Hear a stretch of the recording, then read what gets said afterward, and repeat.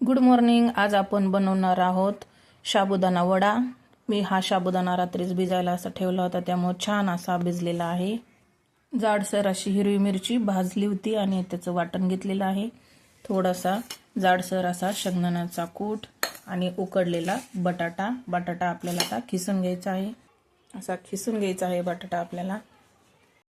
आपण आता ताट घेतलेला आहे, यामध्ये घालूया उकडलेला भिजलेला छान असा साबुदाणा.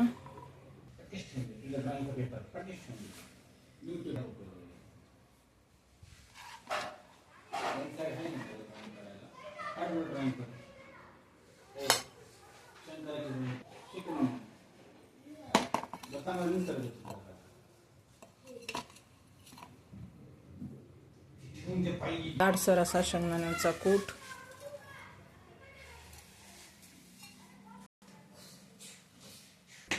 चवीनुसार थोडंसं मीठ घालून झालं आहे. आता हे सगळं मिक्स करून घेऊया आपण.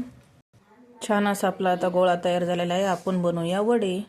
छान असे आपले आता वडे तयार झालेले आहेत. मी आधी तयार करून घेतले आहेत. आता आपल्याला हे तळायचे आहे. गॅस चालू केला आहे. मध्ये घातले शेंगदाण्याचं तेल.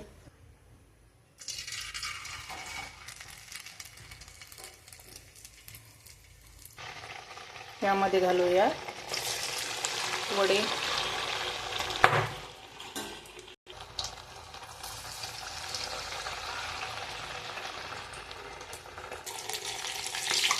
ते बारीक गॅसावरती आपल्याला तळून घ्यायचं आहे.